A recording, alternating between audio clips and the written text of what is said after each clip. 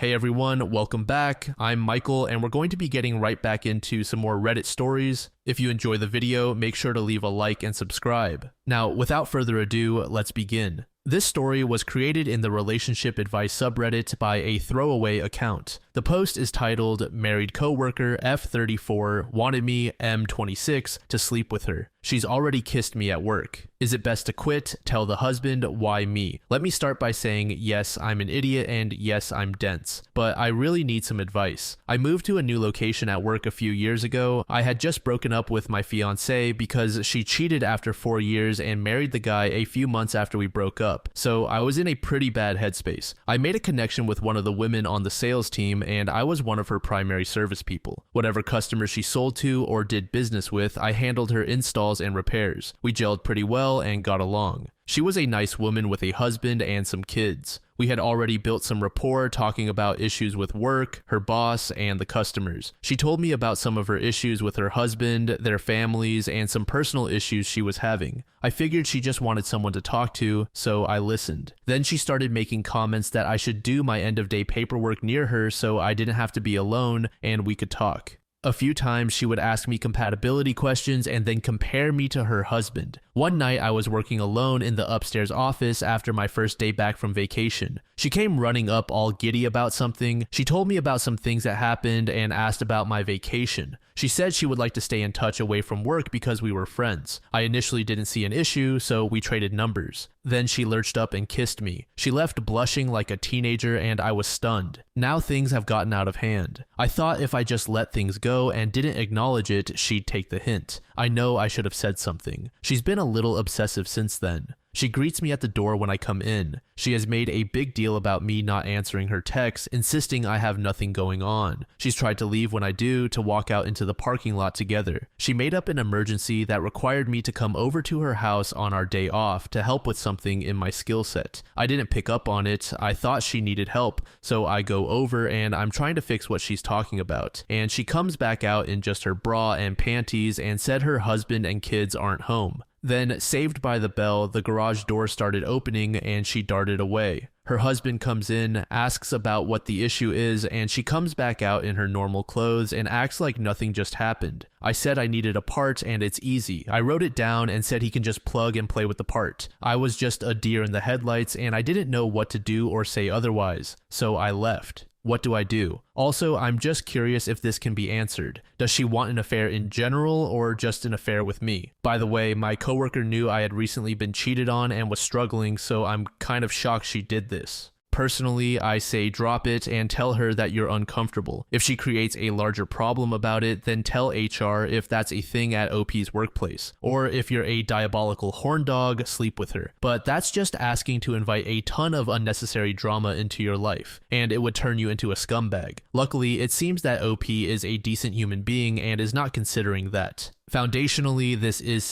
sexual harassment and it definitely should be reported. A little over 1 week later, OP provided an update. My previous post has more details about what happened if you need to read it. It's my only other post. I had a conversation with my coworker after an awkward visit to her house where she appeared in her bra and panties and told me her family wasn't home. This was a few weeks after she kissed me at work. I told her I didn't want to wreck her marriage. I was recently cheated on and this is just triggering all the hard feelings about that, and I didn't want to be like my ex. She said her marriage was basically for show and for the kids, which is odd to me since they literally go to events together. She admitted that she married him because she got pregnant. They wound up having 2 more kids, but she's miserable. Her husband's family hates her and her stepdaughter despises her. I guess there was a dark time when her husband was a raging alcoholic before they had another kid. This is very consistent with what my buddy and colleague told me. He said he's known her for 8 years. She has never talked about her husband, only her kids. He suspected they stayed together because she got pregnant. He mentioned she began talking about me more than her kids or her husband, and she was getting agitated if I didn't answer her or didn't spend a lot of time near her. She had already tried to do our compatibility and compare me to her husband. She also brought up that I listen and understand her better before she pursued a physical affair. But it's becoming out of control. She kissed me at work, always tries to catch me in the parking lot or get us alone, and is getting jealous if I'm talking to other females, clients, or coworkers. My female friends have noticed and made comments that she is possessive and jealous, and they are getting funky vibes from her without knowing what's going on. A few clients gave funny looks when she reacted to seeing me coming in for the day. I stopped in to grab something before a few days off, and I was trying to be quick, and she texted me, "Were you here and didn't come say hi to me?" I didn't know how to process all the information she gave me and what I received. This is overwhelming to me. I'm still hurt from my last relationship, and it's just setting off so many things in my brain, and I can't make sense of anything. I saw her today. She literally went running from where she was and skidded to a halt in front of me, smiling super silly and just amped. She was so excited to talk to me. It had only been 2 days since we addressed what happened at her house, and I said I needed a few days to process the information. Now what? Edit, I didn't sleep with her at any point. User IC218 said, echoing others, "You need to stay away as remotely as possible. Your career and reputation are gravely at stake, as is, obviously, your peace of mind and well-being. She is a walking time bomb. If coworkers and clients are noticing, it's already being discussed in the office. You need to nip it in the bud ASAP and get ahead of it. Need to inform your manager and HR. Don't hesitate. She has nothing to lose in bringing you down with her. Do not destroy your career and life for just a piece of you-know-what. Be glad you didn't go all the way with her, especially one giving major weird and red flag vibes. I beg you to stop engaging, distance yourself, and get ahead of this by going to the sources within your company that can protect you from future allegations or conflicts with this woman." Under this comment, OP said, "I tried to address it. I tried to shut it down. She hit me with all this extra information, and it was overwhelming. I already have tried to set those boundaries, but she's acting like the conversation never happened." A user named Jackie Land said, "That comment really missed the mark. OP is not destroying his career for sex. OP is being sexually harassed. OP does not want the sex. This is speculation from me, but it seems to me like OP doesn't get that he gets to just say no without needing to rely on the boss's marriage or being hurt in his last relationship. Not that that would stop the harassment, but the fact that the no wouldn't be respected would hopefully make it clear to OP that he is being harassed. The fact that OP says he can't process everything suggests that he is in a pretty bad spot, and I hope he gets the help he needs in terms of that in addition to not being harassed."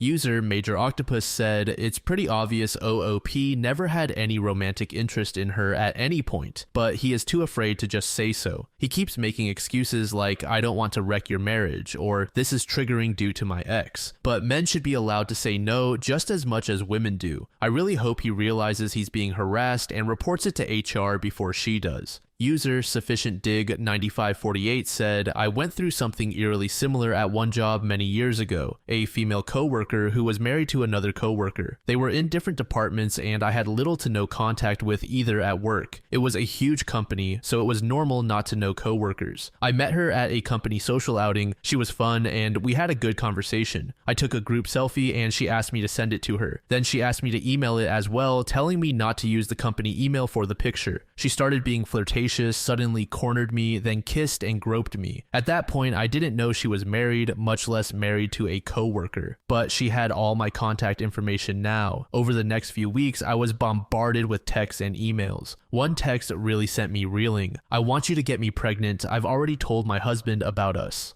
All I could think about was getting away from this crazy person that I've never willingly touched. After a couple of weeks of dodging her attempts to do a work collaboration on anything she could find, I went to my boss. He saw the texts and emails and said we definitely needed to go to HR, especially since her husband worked there too. The lovely women at HR determined I needed to avoid contact with both of them. Then they sent me to harassment training so I could learn how to better conduct myself in a workplace. They didn't send her to any type of course and did absolutely nothing aside from a quick chat. Apparently, being basically assaulted and stalked was all my fault. I refused to attend the courses. My boss, having seen the text, backed me up. After a couple of months, it was made a requirement for my employment, so I did what any reasonable person would do. I refused. I was fired, actually had my contract voided for refusing to attend harassment training. Don't feel too bad for me. I got legal representation, then a settlement from the company, along with an offer of employment. The woman who harassed me was fired. Her husband quit shortly after she told him about us. The head of HR was terminated and the remaining HR team was reprimanded severely. I requested that they be sent to sexual harassment training so they would understand what they should look for, but that was rejected. I then rejected their offer of employment conditional on HR going to the same courses. I ended up working for their competition, document everything. If HR turns this on you and you have a company phone and PC, you could lose access to all the messages, etc. If I hadn't kept copies of the text, it would have been my word versus hers. This next story was made in the Reddit on Wiki subreddit 10 months ago by a user named 𝒮𝟥𝒳𝒰A. The post is titled, "I cut off contact with my father after he took me to court over the child support he was paying me. My 22F parents, 56F and 51M, got divorced 5 years ago. The reason they got divorced is that my father was cheating on my mom with his best friend's wife. I'm not entirely sure when the cheating started, but I believe it had been going on for about a year before the divorce. I've never really had a particularly close relationship with my father, as he always worked a lot when I was a kid. My mom also worked, but she had 2 half days during the week, meaning she was home in the afternoon, and she would always spend time with me and my older sister, 27F, on weekends, while my father mostly spent time with his own friends rather than with us. I did see my father a few times after the divorce. I didn't feel the need to spend a lot of time with him as that was something we'd never really done, and he always acted as though he'd done nothing wrong and that things like that just happen in life. He would continuously text me or leave messages on my voicemail saying he wanted to spend more time with me and that he was sad we weren't close. These messages were often passive-aggressive and along the lines of, "I wish you'd pick up the phone once in a while," and things like that. At a certain point, I think it was about a year or 2 after the divorce, I wrote him a really long text explaining why I didn't feel the need for much contact. The gist of it was that I explained we never really had a close relationship, and since we have practically nothing in common, I didn't feel like we had a lot to talk about, and I found it hard to think of things we could discuss. He disagreed and said that there were plenty of things to talk about, such as the fact that I bought a car for myself and whether or not I was in a relationship. Personally, I don't really see those as things to talk about as they're pretty shallow conversation topics, especially since I was not in a relationship, and to me, a car is just a car. In February 2020, I decided to drop out of college. I was majoring in English teaching, and after a year, I felt like it was the wrong decision for me, so I dropped out. I let my father know I dropped out. Not because he was particularly interested, he wasn't, but because I felt he needed to know since he is my father and he would also be paying me child support until I was 21. I was 19 at the time. I also told him that I planned on majoring in computer science, but that I would be taking a gap year before that to work full-time. I work at a restaurant, and I had decided I would pick up longer shifts to make extra money. He thanked me for letting him know and said he supported my decision. Then, of course, came the pandemic. Pretty much everything was closed during lockdown, including restaurants, so my plan of working full-time for a year kind of fell through. I did work a lot during the summer since restrictions were lifted during that time, but then in October, we went into lockdown again. Around that time, I also got an email from my father asking if I could send him my payslip. The explanation he gave for this was that I had dropped out of college and was now working more and had fewer expenses, so he thought he should pay me less child support. His assumption wasn't entirely true though, since I'd barely gotten to work more at all because of the pandemic, and I didn't have any monthly expenses related to college, so my expenses were still pretty much the same. I thought his request was ridiculous, so I decided to ignore it, and I thought that was the end of it. Then a few weeks later, sometime in November, I got an email from his lawyer. My father had decided to take the whole child support issue to court. My mom called the lawyer who'd helped her with the divorce, and he agreed to help me pro bono. The court date was set for April 6th. About a week before that, my father's lawyer sent over a settlement offer which boiled down to the following. My father would pay me €250 each month up until September, which was when I'd start college, and then pay me €500 until I turned 21, which would be up to and including the next February. Each month, my college would have to send him an email stating that I was still enrolled and actively attending class. This was completely ridiculous and unwarranted in my opinion because I've never been one to ditch school. I would have to pay back the undue child support, which came to a little less than €2,000. I was originally planning on going to court, but I didn't want all the hassle, and my mental health had suffered quite a bit during the pandemic, so I ended up taking the settlement, which then became the official ruling.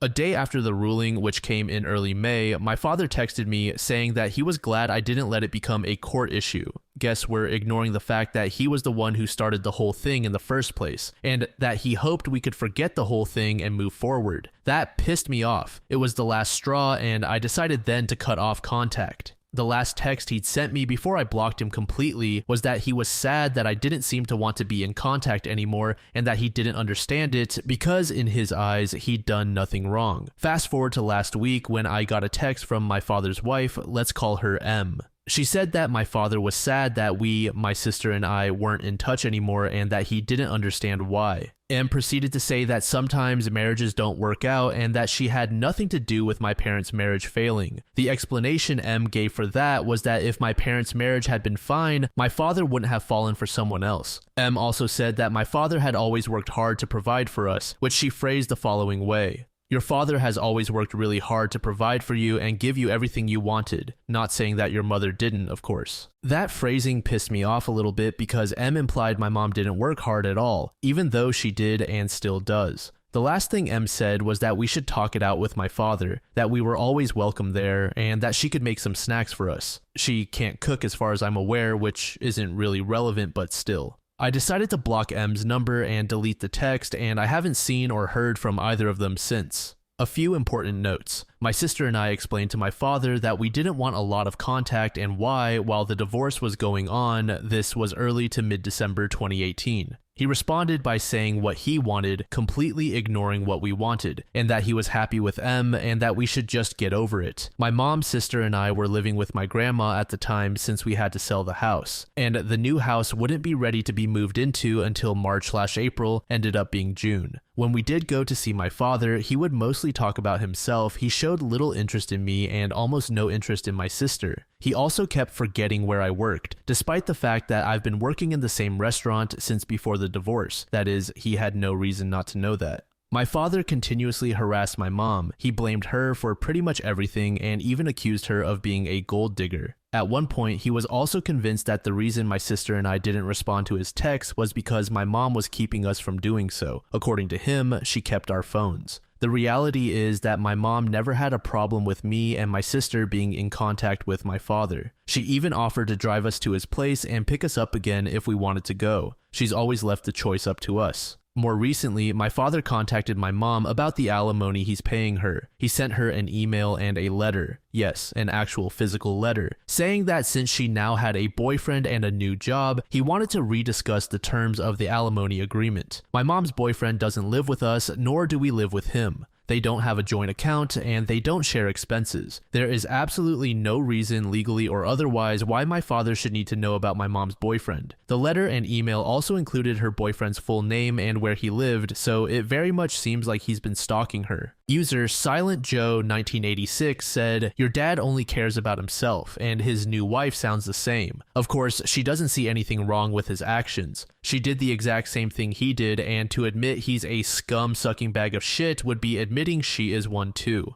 She's not exactly unbiased in her assessment of the situation. I bet your dad would have had more time to spend with his kids if he wasn't off his best friend's wife. His not having a relationship with his kids is because he prioritized getting his wet over building a relationship. Sorry, you're also a member of the Bad Dad Club. Best of luck in your studies." A deleted user said, "Your dad is a spoiled person who truly only cares about himself. He sounds like my mother. Nothing is ever his fault, and he's always the victim, even when he's causing chaos and disrupting everyone's lives. The best way to deal with him is with coldness, a complete lack of emotion. I'm sad. Well, that sucks for you. Respond to him as if you're a customer service representative who's off the clock and just ran into their worst regular in public. Be completely cold, dismissive, and uninterested. It shouldn't be hard since evidently his whole life is boring and revolves around his ego and paycheck." User dgracie01 said, "Don't want to deal with your father? Fine by me. But you have no issues accepting his money and get upset when he asks for what, according to the court, is legally his. Go to court, request that your child support payments be suspended, and you will not have to deal with your parent ever again. If you block his phone, then block his wallet as well." Edit, how old are you? 22 years old. My mom had me at 20. You are a grown woman.